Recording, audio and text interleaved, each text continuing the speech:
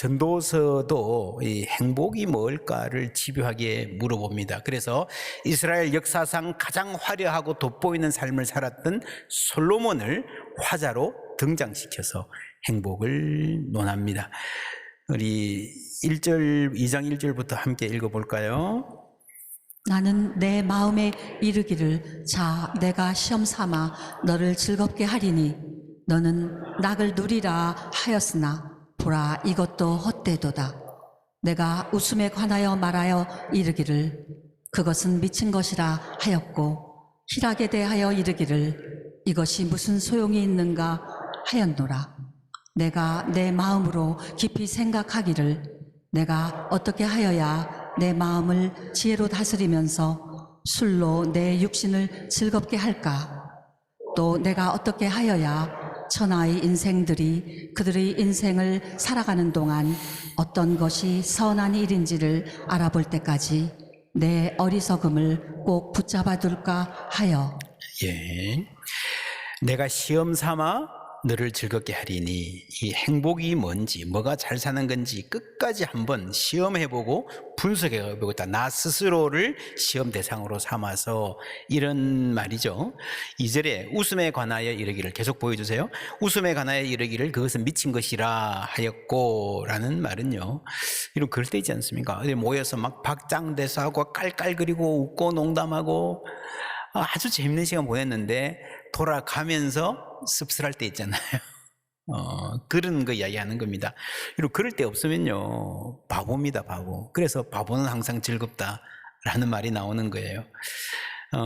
내가 내 마음으로 깊이 생각하기를 하면서 술로 내 육신을 즐겁게 할까 하고 그 다음에 어떤 것이 선한 일인지를 알아볼 때까지라는 말이 나오는데 이 선한 일이라는 이 번역이 잘못됐습니다. 영어로는 그냥 good이에요. good. What is good? 이 말인데 여러분 good이라 그러면요, 하나님이 tov, 세상을 처음 창조하시고 보시기에 good, 좋았더라 할 때 그 good입니다.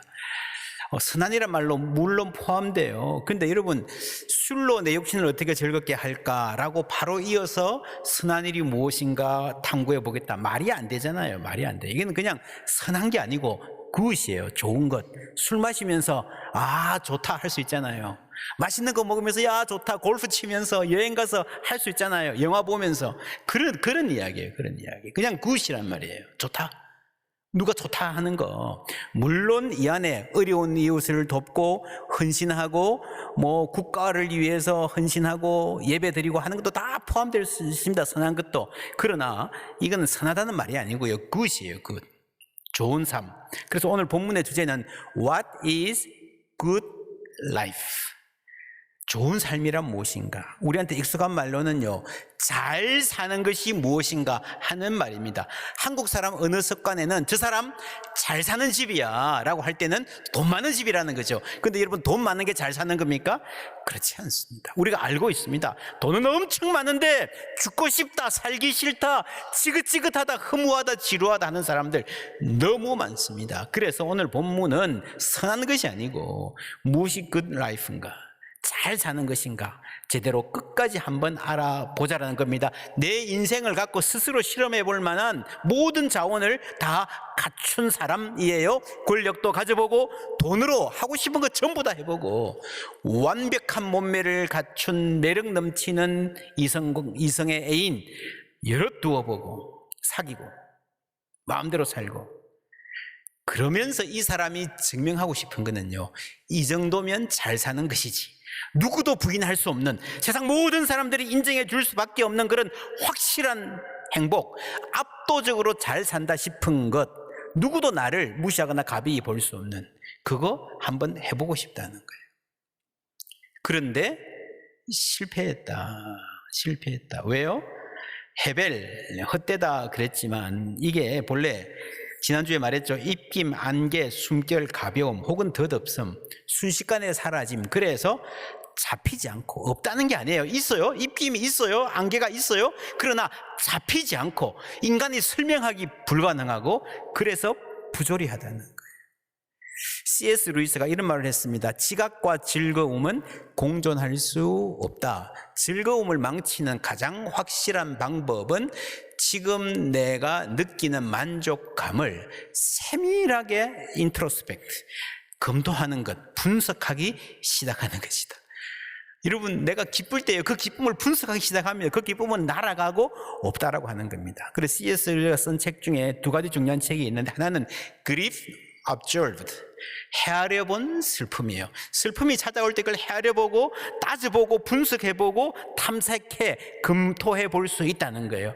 그럴 때 그게 이 슬픔이 우리를 압도하지 않게 된다는 겁니다. 그런데 기쁨은 그렇게 하면 안 돼요. 기쁨은 surprised by joy, 예기치 않은 기쁨이 그냥 오는 거예요. 3년쯤 됐나요? 어떤 분이 C.S. 루이스를 연구해서 책을 썼는데 그 제목이 이거 두 개를 합쳐서 헤아려본 기쁨, 이렇게 타이틀을 붙였더라고요. 제가 이 사람은 C.S. 루이스가 무슨 말인지도 모르고 C.S. 루이스 책을 썼구나. 이 C.S. 루이스의 주장은요, 기쁨은 헤아리지 말라는 거예요. 분석하지 말라는 거예요. 기쁨이 찾아오면 분석하려 하지 말고 누려라. 행복하다 싶을 때 내 행복에 점수를 매기려 하지 말라. 평안을 느끼면 지금은 평안한데 이 평안이 얼마나 오래 갈까 염려하지 마십시오. 염려하는 순간 그 평안은 이미 내일 걱정 때문에 날아가고 없습니다. 모세가 그랬죠. 우리의 연수가 70이요 강건하면 80이라도 수고와 슬픔뿐이다 한 것 같은데 바로 밑에요, 아침에 주의 인자심이 우리를 만족하게 하사 기쁨과 즐거움을 말하고 있습니다. 여러분, 한쪽에서 온통 수고와 슬픔뿐이라 그래놓고 하나님이 아침에 만족하게 하시면 기쁘고 즐거울 수 있을 것이다 라는 말이 무슨 말입니까? 모순되는 거 아닙니까? 아니에요. 다시 보여주세요. 문제는 인생이 아니라 그 연수의 뭐예요? 그 연수의 뭐예요? 자랑. 여러분, 자랑하려 그러니까 돈 보니까 수고와 슬픔뿐인 거예요. 문제는 인생이 아니라 자랑입니다. 자랑. 우리 인생에서 아무도 흔들 수 없는, 누가 봐도 딱 떨어지는, 누구도 무시할 수 없는, 어디 가도 꿀리지 않는, 내세울 만한 행복, 그런 행복은 없다라는 거예요. 위대한 행복은 없습니다.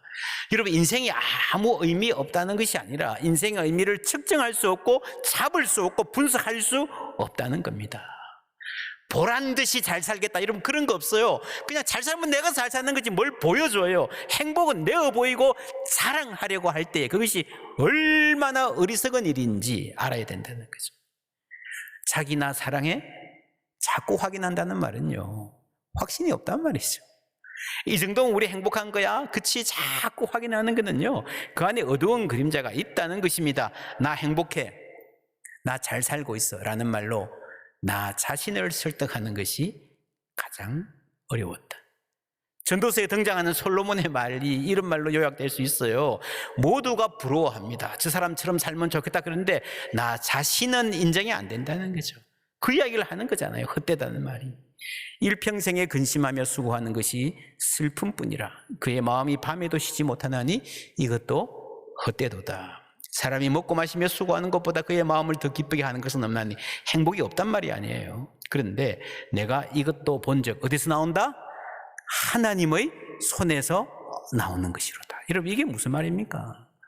하나님의 손에서 나온다 그러니까 잘 됐네, 기도하면 되겠네, 하나님 주시겠네, 이렇게 그게 믿음이 아니라는 거예요. 하나님의 손에서 나온다는 것은 행복이 내 주머니에 있는 게 아니라는 겁니다. 마치 믿음이라는 것이 하나님의 것을 내 것처럼 내 마음대로 쓸 수 있는 실력이다, 그거 아니에요. 하나님의 손에서 나온다는 말은요, 끝까지 내 것이 아니고 내 처분에 있지 않다는 거예요. 그래서 어떤 사람도 행복을 공식으로 만들어서 확보할 수 없다는 겁니다. 우리가 살던 시대 때 두 가지 아주 슬픈 아이러니가 있습니다. 여러분 아시죠? 행복 전도사라고 불리면서 전국을 다니면서 유명한 강사, 행복하는 방법 가르치고 다니는데요, 그분이 남편과 함께 자살했어요. 여러분, 신바람 건강 아십니까? 황수관 박사. 전국을 다니면서 건강 강의 열풍을 불었는데 67세 때 갑자기 돌아가셨어요. 여러분, 그러면 그분이 했던 건강 강의 그 행복 전도사가 했던 여러 가지 충고들 다 잘못된 거냐, 의미 없는 거냐? 아니에요. 나름대로 맞는 말 많아요. 그게 다가 아니라는 거죠. 과학자들이 그러잖아요. 이 넓은 우주에 우리가 얼마나 작은지, 이 넓은 우주에 우리가 아는 지식이라는 건 조금밖에 안 되는 거예요. 여러분, 물질 세계도 그런데 마음의 세계, 영의 세계는 하물며 우리가 얼마나 알겠습니까? 조금밖에 안 돼. 그래서 인간이 아무리 연구해도, 아무리 심리학자가 연구하고 돌을 닦고 지혜를 가진다 그래도요, 건강도 행복도 어떤 공식에 담을 수 있는, 인간이 어찌해 볼 수 있는 그게 요것밖에 안 된다는 겁니다. 그런데 인간이 내 행복을 확보할 수 있다, 통제할 수 있다, 이러면 틀림없다라는 게 얼마나 어리석은 일인지, 그 어리석음은 반드시 대가를 지불합니다. 그게 바로 불행이라는 거예요. 좋은 삶, 굿 라이프에 대한 갈망, 집착은요, 세상 것으로 채울 수 없습니다. 왜냐하면 하나님이 본래 우리를 창조하신, 보시기에 좋았더라 하신 바로 그 세상, 그렇죠, 우리의 본향, 에덴에서 쫓겨난 모든 인간의 노스텔지아가 그 원인입니다. 집을 우리가 본래 살아야 될 집에서 빼앗겼기 때문에, 쫓겨났기 때문에 느끼는 갈망이 있는 거죠. 근데 여기 쫓아나와가지고요, 여기서 본향으로 가는 게 아니라 여기서 그냥 조각목들 주워가지고 얼기설기로 현실에서 뭘 만들어 보겠다, 돈 많이 벌어서 행복해 보겠다, 그게 아니라는 거죠. 여러분, 개인적인 차원에서 확실한 행복을 보장받겠다는 거하고, 한 사회가 위대한 나라를 꿈꾸면서 정치가들이 지상낙원을 만들겠다 하는 거 비슷합니다. 이스라엘 역사의 지상낙원의 이데올로기에 가장 근접했던 때가 솔로몬 때잖아요. 경제가 너무 좋아가지고 은이 돌같이 흔했다 그랬습니다. 근데 어떻게 됐습니까? 한 세대를 못 가고요, 스스로가 타락해서 패망의 씨앗을 뿌렸습니다. 구부러진 것도 곱게 할 수 없고 모자란 것도 셀 수 없도다. 기가 막힌 말이죠. 다른 분에게는 없는 것을 셀 수가 없다라고 말했습니다. 우리는 구부러진 세상에 산다는 것을 잊지 말아야 됩니다. 내가 똑바로 노력하고 바로 가면 보응이 주어질 것이다, 이러면 그렇지 않습니다. 김유복 목사님, 대구에서 목회하시는데 우리 교회도 몇 번 오셨습니다. 전도서에 대한 아주 좋은 책을 쓰셨어요. 오염된 물에 사는 물고기가 행복할 수 없고, 물고기가 물을 정화할 수 없다. 구부러진 것을 곱게 할 수 없다. 여러분, 이 세상을 조금이라도 밝고 맑고 따뜻하게 하려는 모든 노력이 소용없다는 말이 아니라 그 한계를 알아야 된다는 거죠. 그거를 넘었을 때 교만입니다. 북한이 그랬잖아요. 지상낙원을 만들겠다. 어떻게 됐습니까? 최악이 되었습니다. 소련도 그랬고요, 히틀러 때 독일도 그랬습니다. 중국의 문화혁명, 구부러진 모든 것을 우리가 바로 펴보겠다. 지옥을 만들었어요. 한국에도 그런 분들이 있죠. 비정상의 정상화. 그게 뭡니까? 구부러진 것을 펴보겠다는 거예요. 그 사람이 진짜 비정상이에요. 우리가 캄보디아 선교하기 때문에 캄보디아 처음 가시는 분들 위해서 선교 일정 중에 가급적이면 하루나 반나절 시간 내서 역사 현장 둘러보기도 합니다. 최고 넘버원은 가기 전에는 앙코르와트죠. 근데 앙코르와트가 실제로 가보면 별로 인기가 없더라고요. 덥기만 덥고요. 근데 이제 또 한 군데 가는 데가 있는데 킬링필드 현장입니다. 거기는 가졌다 온 모든 분들이 정말 잊을 수 없는 경험이었습니다. 캄보디아 폴포트가 이끄는 크메르 루즈, 농업 유토피아, 완전히 새로운, 들어온 거 다 제하고 완전히 새로운 인간 사회를 만들겠다고 나서서 인구의 4분의 1이 희생이 되었습니다. 그 결과가 뭡니까? 역사상 최악의 나라를 만들고 말았습니다. 아직까지도 그 상처가 깊이 남아 있습니다. 구부러진 것을 사람이 펼 수가 없습니다. 우리는 타락한 세상에서 살아가고 있다는 것을 잊지 말아야 됩니다. 그래서 예수님이 이렇게 말씀하셨습니다. 함께 읽습니다. 심령이 가난한 자는 복이 있나니 천국이 그들의 것이며. 심령이 가난한 자, 구부러진 것을 인간의 힘으로 필 수 없습니다. 그것을 아는 사람은 복이 있습니다. 여러분, 내 삶의 행복은 내가 보장할 수 없습니다. 그것을 아는 게 심령이 가난한 거예요. 너무 편려 그러지 마세요. 그래서 우리는 처음부터 끝까지 하나님이 손에 있는, 우리 인생의 가장 소중한 것은요, 우리의 생명부터 전부 다 하나님 손에 있음을 믿습니다. 그것을 인정하고 내가 할 수 있는 게 별로 없구나, 그럴 때에 심령이 가난한 자에게 주시는 천국이 우리에게 임하는, 천국을 누리며 살아갈 수 있는 은혜가 있을 줄 믿습니다. 그리고 예수님 뭐라 그러셨습니까? 내일 일을 염려하지 말라. 이 순간을, 오늘을 충만하게 사는 게, 그게 여러분 믿음의 실력이에요. 그런 논문이 있습니다. 박물관 투어를 하는 동안에 사진 촬영이 추억에 미치는 영향. 박물관에 갔는데 사진기들로 계속 사진을 찍어요. 한쪽은 사진기 없이 그냥 돌아다녀요. 비교해 보니까요, 그 박물관 투어에 대한 만족감, 작품을 기억하는 정도, 사진기 없는 쪽이 월등히 높았다는 거죠. 여러분, 이 사진을 끊임없이 찍는 이 행위 자체가 감상과 상호작용을 방해한다는 거예요. 그렇죠? 우리가 어디 관광지 가도요, 너무 사진 찍는데 열심을 내면은, 여러분, 그 안에 이미 나와 이 풍경 사이에 뭐가 들어가 있는가 하면은, 내 친구들이 이 사진을 보면 얼마나 잘 찍었다 그럴까. 타인의 시선이 내재되어 있는 거예요. 남의 시각으로 보는 거예요. 여러분, 진짜 여행은요, 그 안에 있는 모든 감성은요, 최고급 사진기로 다 담을 수가 없습니다.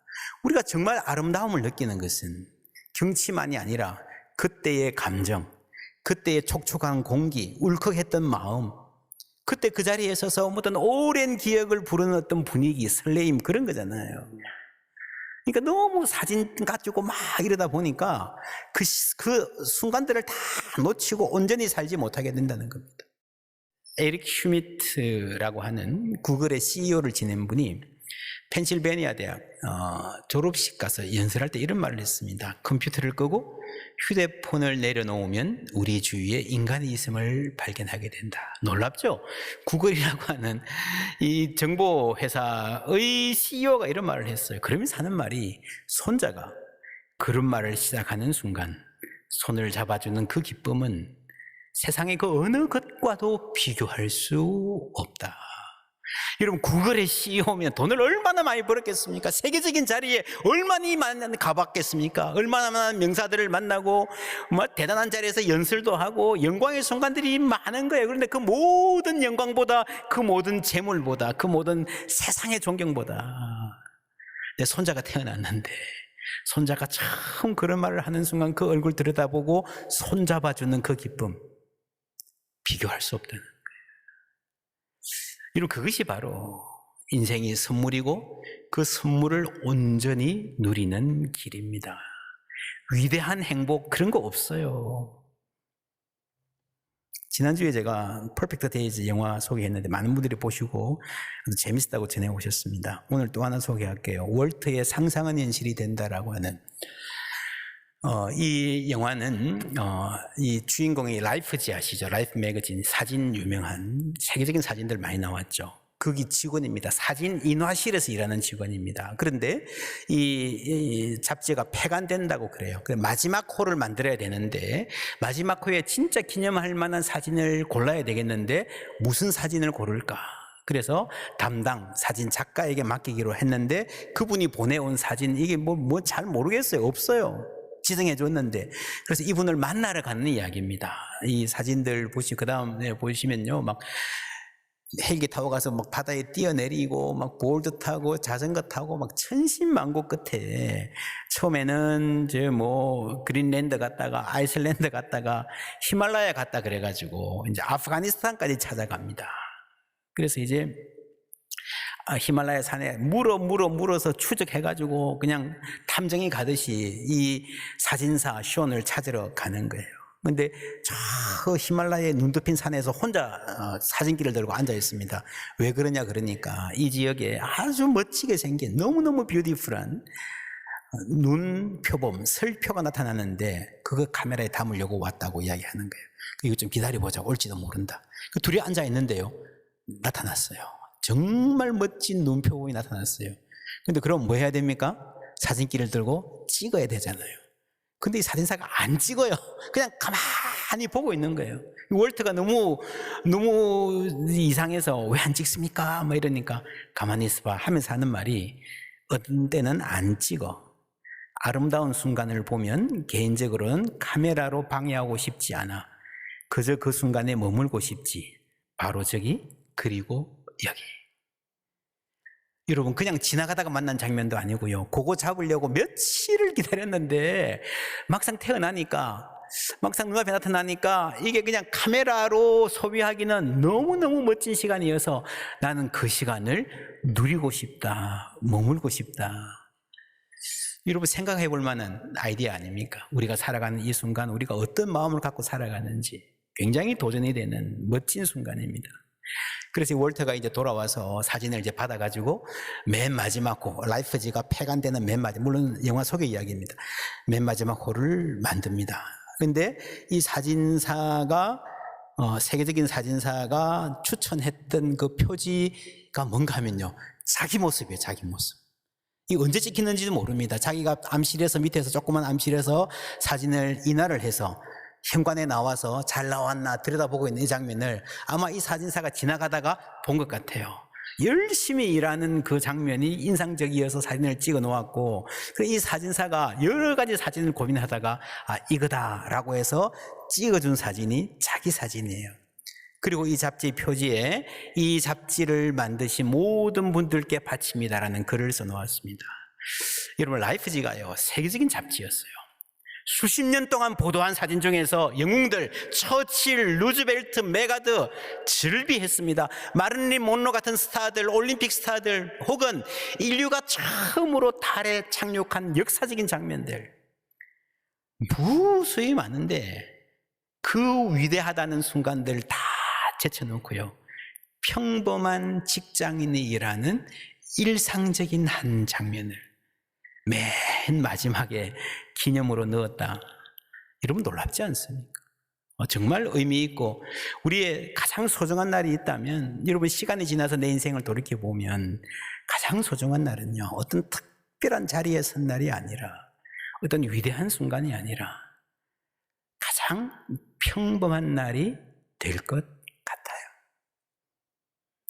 평범한 날, 일상적인 가족의 식탁에서 나누는 대화, 아이들 돌보는 엄마의 손길, 차 한잔 마시면서 나누는 친구들과 교우들과의 대화, 직장에 오가는 길에서 무심히 만난 사람들 들여다본 들꽃들, 여러분, 그런 거 아니겠습니까? 하늘 소망으로 오늘을 온전히. 우리는요, 하늘 소망으로 살아가는 사람들, 이 땅에는 나그네입니다. 나그네로 갈다가 어디 하룻밤 잔다 생각해 보세요. 부족하고 불편한 것은 당연한 거잖아요. 왜요? 우리 집이 아니니까. 이 세상에서 뭐가 부족하고 불편한 건 당연한 거예요. 여러분, 그게 다 채워지리라고 기대하지 마십시오. 오늘 하나님 주신 이 하루를, 이 순간을 선물로 받아주시기를 주님의 이름으로 축원합니다. 그럴 때 우리가 평범한 하루를 온전하게 살아갈 수 있는 거예요. 지금 우리 가운데에 어려운 상황에 놓여 있는 분들이 있습니다. 병원에 계신 분도 있고요, 취준생들, 허리띠 졸라매고 모든 것을 절제하고 내일로 미루고 투자해야 되는 삶을 살고 있는 분들도 있을 것입니다.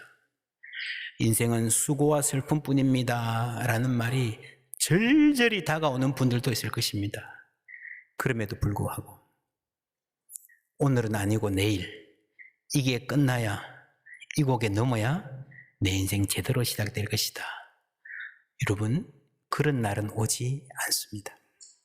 오늘도 하나님의 선물이고, 오늘도 주의 인자로 우리가 주님 안에서 기쁘고 즐거울 수 있는 하루임을 믿습니다. 이 믿음 안에서 하루하루 빛나는 삶, 온전히 하나님 주신 선물을 누리는 삶 살아가시기를 주님의 이름으로 축원합니다.